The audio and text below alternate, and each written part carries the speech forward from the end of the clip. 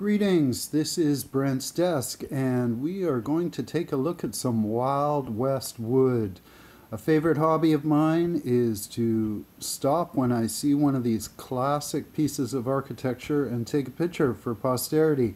They've been through a lot, they've seen a lot, and I don't know how much longer they'll be around, so I've started my own little collection of photographs. And it comes from a deep appreciation for the wood and how it's weathered. This was shot around Merritt, and you can see the open skylight treatment. Single wide access door, fantastic for getting in and out in a hurry, and just a classic example of multiple architectural styles. We see that purlin roof. And that fence is classic. I love that fence. Here's another favorite of mine. I saw this one along the Nicola River. It's a standard A-frame design. It's got the slat roof that gives a lot of headroom, a lot of loft area in there. Kind of concentrates the space in the center. And using probably materials where they ended up building it. So a very ergonomic piece of architecture designed to last. Along the old road along the Thompson River on the opposite side, not on the highway, you can see some great structures. This one here caught my eye, just the open air ceiling atmosphere, and the way they've done these blinds on the window is fantastic. There's also a lot of old fences. You can put a note on one of these fences and come back 10 years later and your note will still be there. It's so dry, but if they're derelict, take down the wire. That's a nasty. This is an old, it looks like a trestle or a water culvert. It goes over this hillside, but what fascinated me was who's living in there, and do they ever have some fine eaves trough ductwork going there. This is the old Spence's Bridge.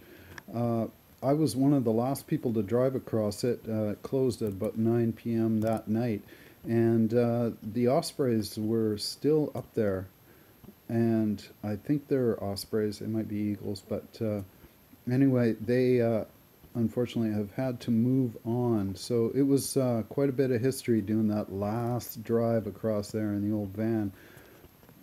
This is a fence. It's west of 70 Mile House, and I stumbled across this and took some pictures. There's the old chute for loading, I guess, wild horses, wild cattle, I'm not sure. And before I get corrected, I think the technical name for this whole rig is a corral. I saw this big old mansion, I believe it was northwest of Savona, I'm not sure on that, and just you can tell it's built by somebody that really believed things should be true and square, even if they are kind of settling into an angle. The joinery on it is fantastic, the end of those logs, and all the window frames are still, hanging in there. They're intact, sans glass. This is a house if you have a big brood. It's a large surface area. You could probably fit a lot of relatives in there if you like to entertain. Here's another one that is along the Thompson River. Not really a log cabin of any sort, but it does show, an intent to house someone, and the classic automobile station wagon, hoods popped up. This is why I travel these off-roads, to find these gems. On the same side of the Thompson River, we can find the church at Basque, and beautiful angles in here. What caught my eye, of course, is the arched window frame. I've studied this style of design, and I'd like to master it myself. You can tell that a lot of very good carpentry went into this piece of work. And of course, the steeple is what catches everyone's eye in its reach for the divine. It is hanging in there, and I didn't see if there's still a bell up in there. I don't know if you'd want 400 pounds of brass swinging in that structure. Here's another one from the Savona area. It looks like a machine shop or a work shed. It looks like it has some plumbing coming out the back end of that. And very well built, designed to last. It could be part of the railroad. There might be a well there, and I see what looks like to be an old 500-gallon gas tank poking out the side. And of course, what's with the bars on the windows? So I don't know if this was for keeping people in or keeping people out. I know the jails weren't probably like we would experience today. This is one that I kept on seeing along Highway 97. It's opposite the Loon Lake Road turnoff. I don't know if it's still there. There's been forest fires in the area, and it was always sitting precariously along the edge, and I've never been able to slow down fast enough to get a better shot. You know, you got to pull over and make sure there's nobody behind you. But the angle of it just always struck me as a place where I'd like to just, you know, sit on a slope and enjoy the view. This little Princess Palace is on the way north outside of Clinton and along Mound Road, I believe, and just the angle of it is understated. It's hard to describe some of these to people without photographic evidence that there was architectural wizardry at work. Likewise, kudos to the brave soul who built this outhouse. This is west of Quesnel, and I don't really remember where the house was, some 100 meters or so off, and just a lonely walk out for a chance for peace and quiet, maybe a little privacy. Well, if it's time to meet the neighbors, one of the first things you want to do is compliment them on their treehouse. This is a design that was on display on Highway 7, Lougheed, around the Nikoman Island area. I figured I'd better get a shot of this now before the city asked them to take it down, and it has been removed, unfortunately. What can you say? It just incorporates every type of angle possible. They make allowances for the tree. Everything just works aesthetically in this setup. The truck, the four-wheel drive, it just combines to make a very pleasing Wild West wood composition. Here is a wonderful waterfront cabin I found on Ruth Lake, and that's close to Canham, and just the easy access by boat, canoe. I don't know where the garage is located, but it struck me just as somebody who was thinking ahead, especially when the winter freeze-up comes and you want to skate right out the door. This is it. I noticed the water line on the side of the house, so it does increase a little bit. There is some flow coming in there, and just the color of the water, very emerald, very appealing, and definitely a place to check out, see if it's available. I came across this little Riverside bungalow on the back road to Spence's Bridge, and what's really appealing is the way the view in the distance comes right through the wall and the kitchen window. I don't know what that effect is called. I think it has good feng shui or something. We can see a lot of the slat roofing. The main line of the house along the roof seems to be fairly well intact, unlike this one, which would be a fixer-upper. And I don't think this is a project that you go into lightly. Any restoration is probably going to be taking apart each individual log, and I know that people have done it, and they label everything and reconstruct it somewhere else, and they turn into beautiful pieces of art. However, my preference is to leave them untouched. They're part of history. They're slowly going back to the soil, back to the dust, and here's one that's Riverside along the Nicola. I could see it over the edge, and I had to stop one day and just snap a picture very quickly. One window, one door, what more do you need? And of course, this all leads back to an appreciation of the wood. Here we're looking at a nice piece of cedar driftwood, and a lot of times I'll leave stuff out in the yard and see what happens to it, and then bring it back in and maybe do some work on it. I believe we're looking at spruce here, and if we pan back, we are looking at the top of Mount Bagby at the view and the forest, and this is where it all starts and what we have to look after.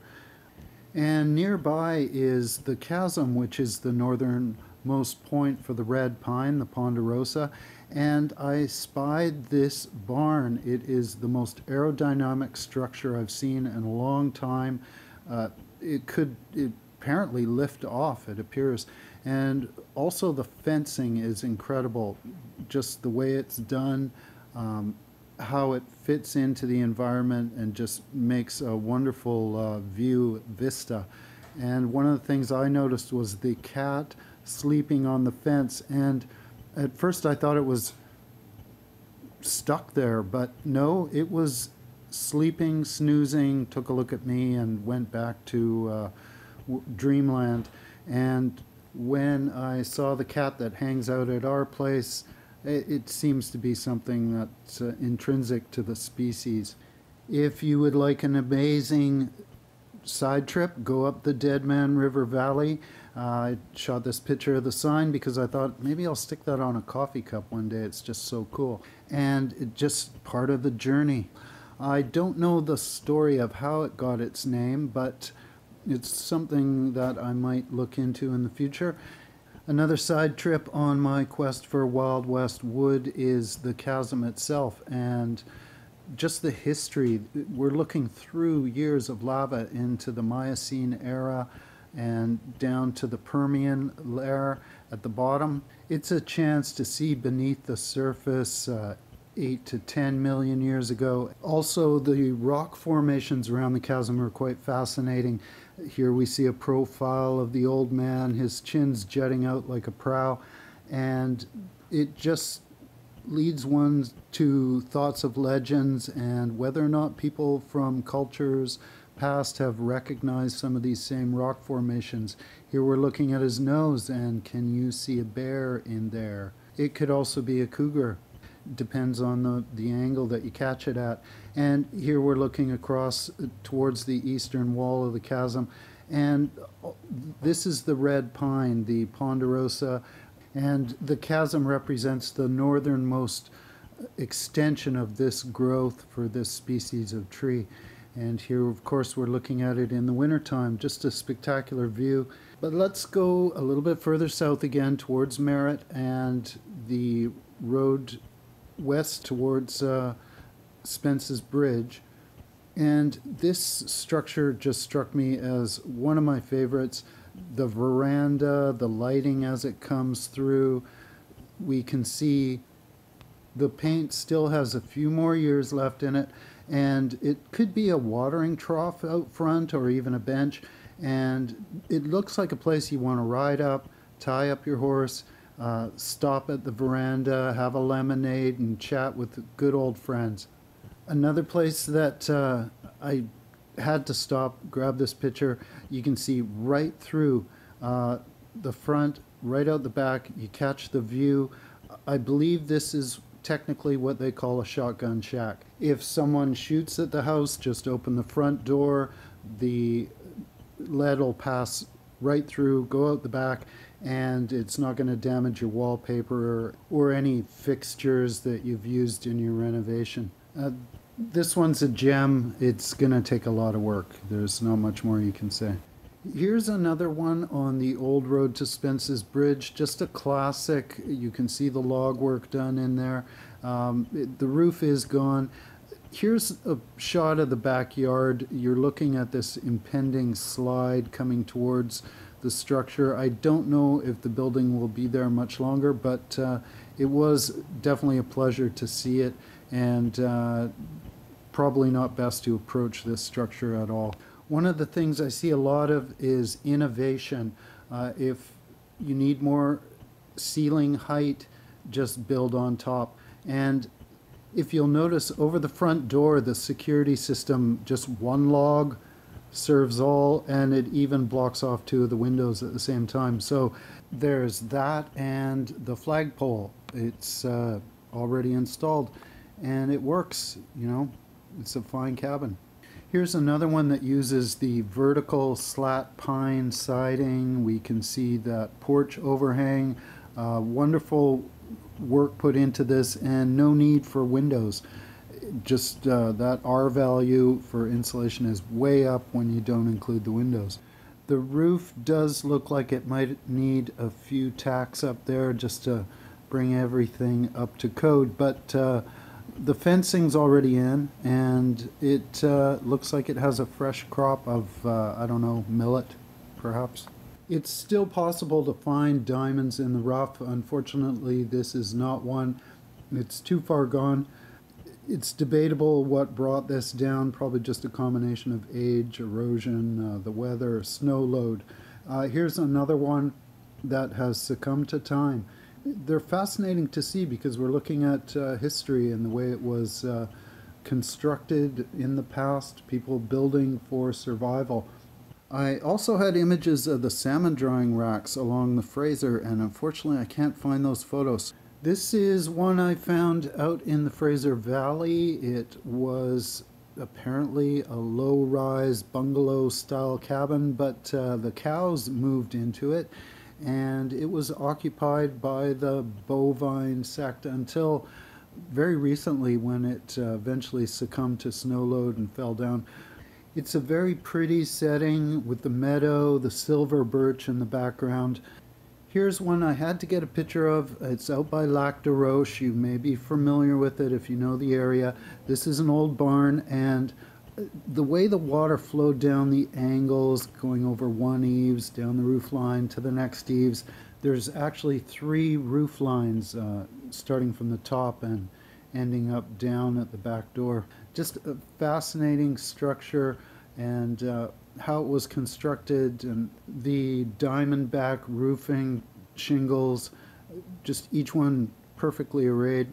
And sometimes when the owner's there, you can get an invitation inside and a chance to see some cool stuff like old antique furniture. This one's made out of oak and imported from England, I believe, hand carved. And here's a picture of the seat after I borrowed it and returned it. There's so many things you can see when you're looking for wood out there. This was a little pine mystery box, and we took it outside and opened it up, and it appears to be an old school microscope case, but there's this interesting device inside. It's not a funnel, it's not a pan, it's some sort of air hose, air sampling tool, and it has a hook on it. Apparently you can attach it to a fence or a wire or something. Just, you never know what you're going to see. This was out at a beach, and I noticed somebody in the sand. No, it was their sandals drying off on some cedar that was parked out in the Wild West. They have very strange customs out here. This is an old place in the Fraser Valley, condemned or currently not available, and there is a keep out sign on it, and that opening, door-sized, second floor, no porch, no step, watch out. One thing I'm always on the lookout for is the traditional gambrel or gable style classic barn, and here we have an example. This is close to Aspen Grove, beautiful area, and just a scenic spot to admire the post and beam structural technique and all the fencing that is included around this little farm. It's just a wonderful example. Here's another structure I found. It's got that old Wild West facade. It's got the Dutch doors and the vertical siding complemented by this horizontal overhead piece. And I've tried to recreate a lot of the colors and tones that I see in order to artificially create age in woodwork pieces that I like to work on. That gives it this sort of rustic, weathered, worn look, and of course, I'm using modern stains and waterproof materials. The wood in this was just left outside, get some of that sunlight, UV, sunburn, and then smoothed out and find some nice natural logs, hazelnut, pine. Sometimes you come across some old walnut that's fallen on the ground and create some Wild West wood for yourself. But the goal is to recreate what I'm seeing in these old log cabins, these old barns, these shacks, and what appears to be weather-worn places that once held individuals and whatever their dreams and aspirations were for that piece of land or that area. And for someone like myself who has a hobby in woodwork, occasionally I get asked, how can I make a piece of wood look old-fashioned?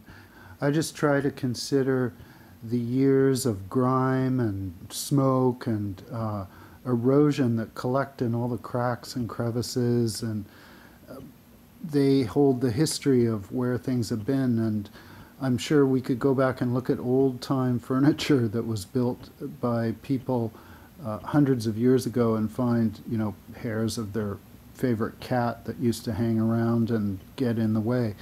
It's just part of the history, what happened in this area and in other regions. So thank you very much for coming along on this little journey. I'm very grateful for the opportunity to share it with you.